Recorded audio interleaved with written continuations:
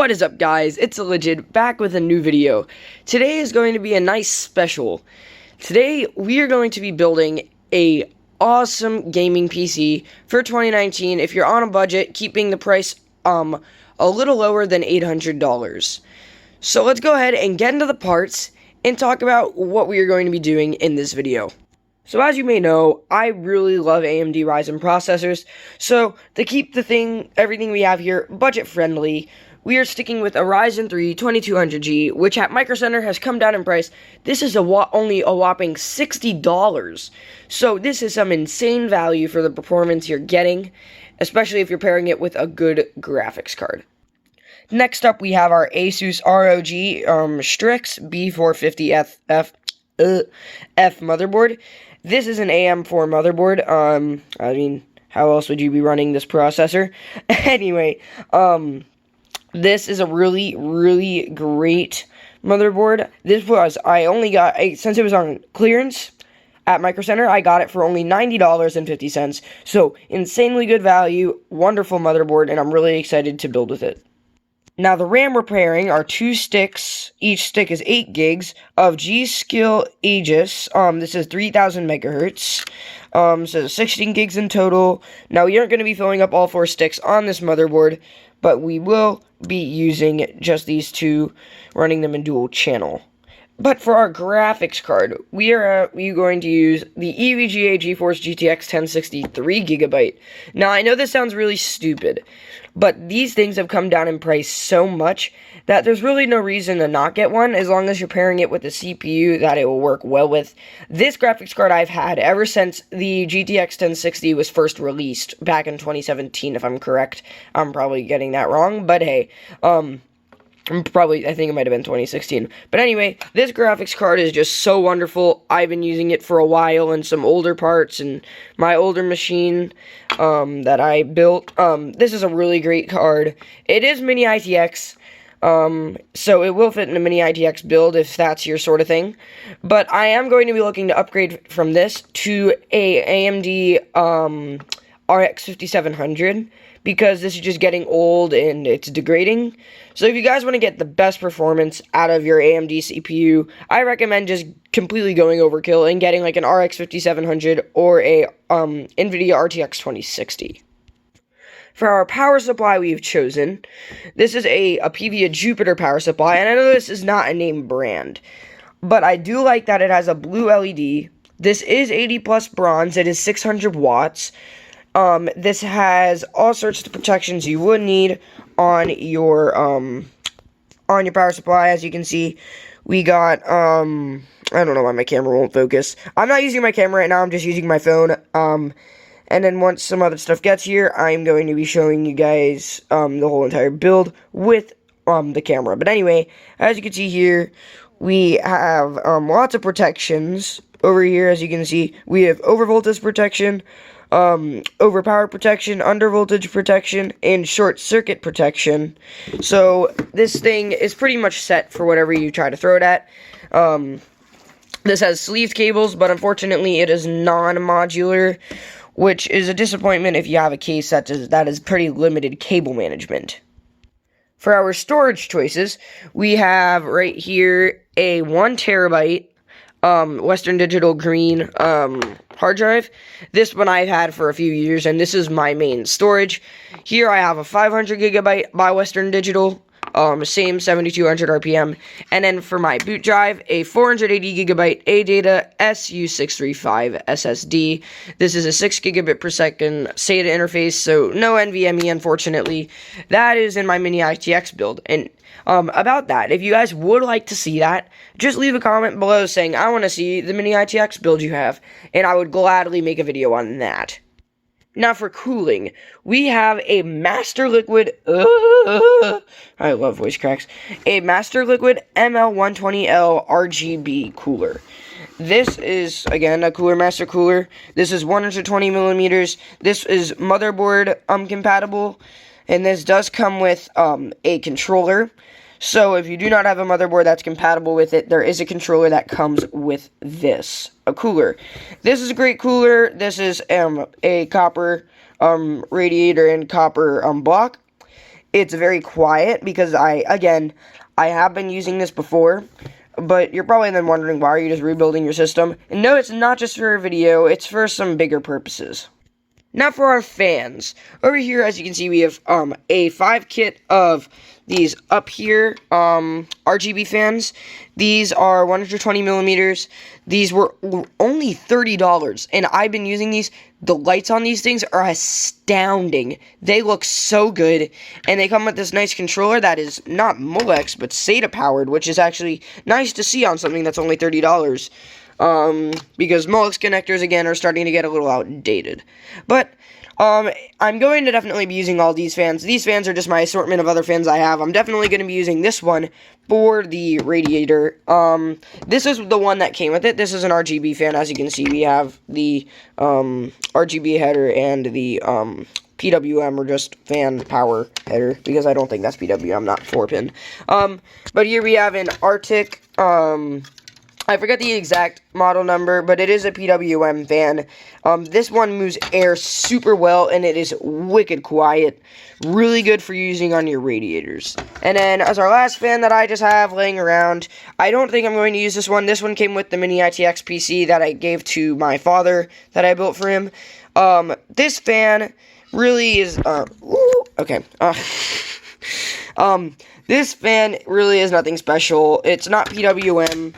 It doesn't move air that well, but I think just to fill up all my fan mounts in my case, I'm just going to throw it in there.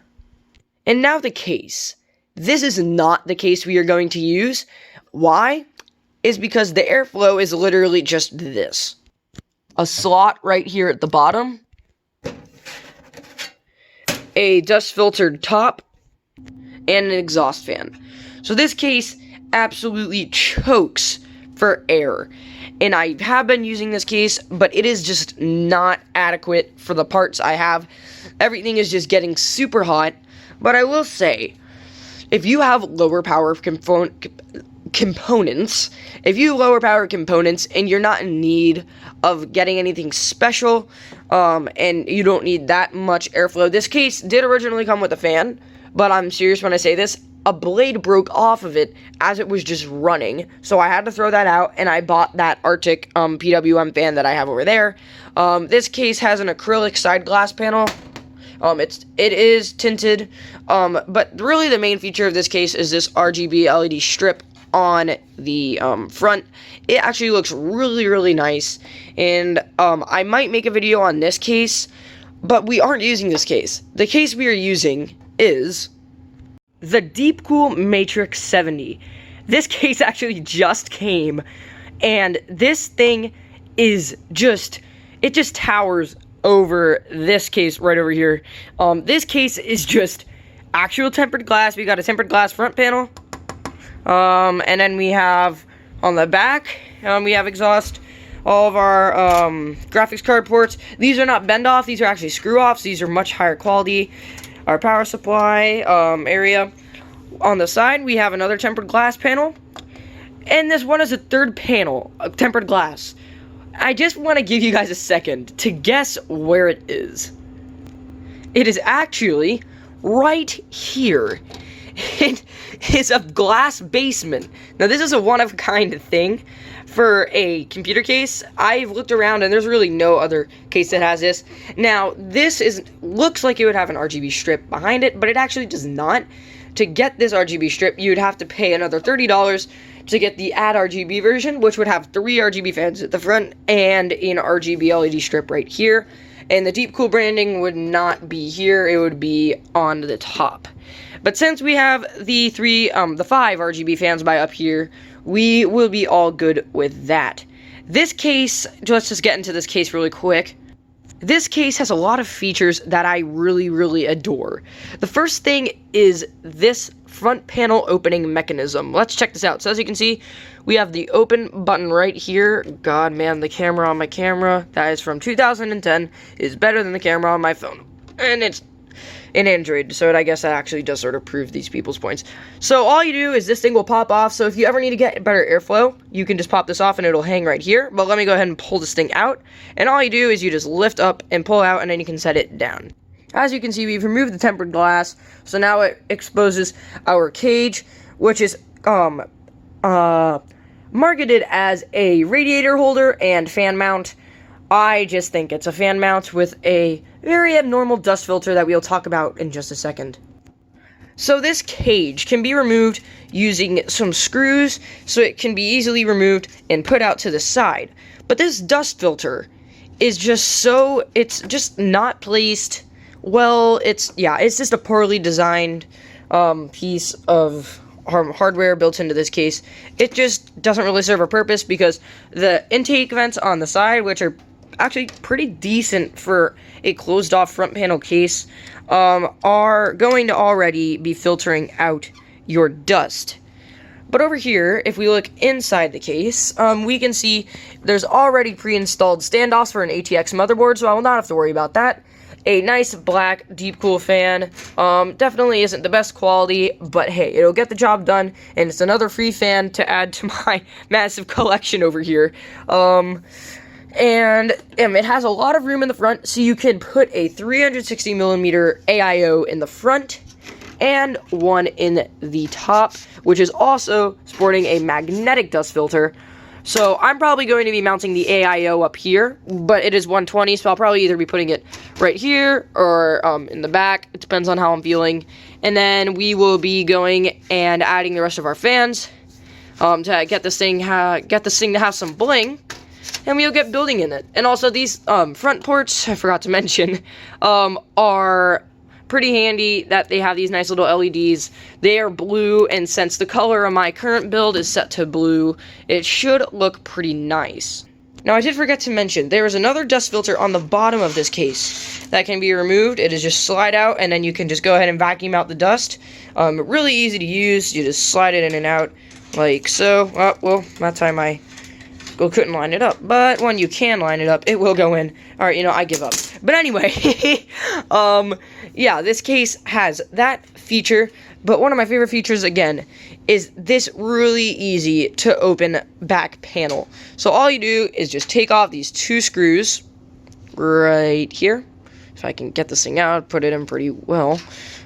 This panel will just fold back, and then we'll just pop off if I can. Okay, I'm too scared to do this with only one hand.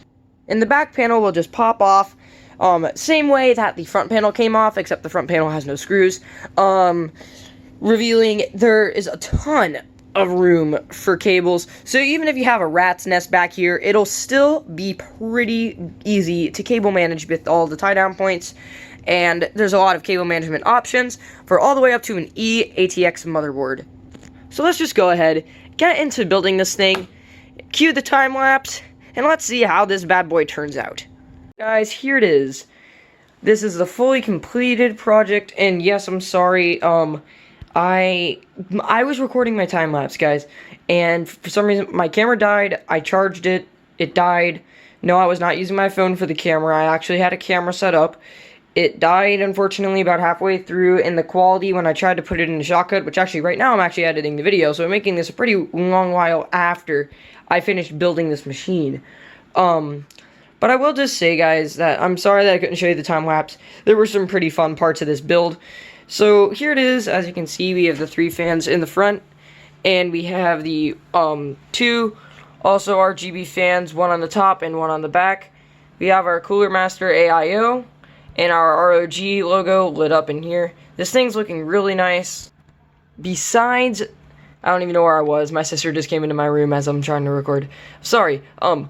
It looks really good, besides the ketchup and mustard cables, so hopefully once I upgrade my graphics card, which I am looking at getting a AMD RX 5700, because a reference model actually just dropped down to $289, which is a really nice price for what you're getting. Yeah, so as you can see in here, we have just ketchup and mustard cables, but everything else is looking pretty nice besides our graphics card cable here. I'm going to go ahead, so we're not getting any more glare, I'll go ahead and take off the side panel. Now that we have our side panel off, we can get a good look inside. Now, I did mount the radiator to the top, because I actually have it pulling in fresh air, because the intake on this case is oh my gosh. And I have a grammar test tomorrow. No, so this gets much better airflow than the AeroCool Cylon.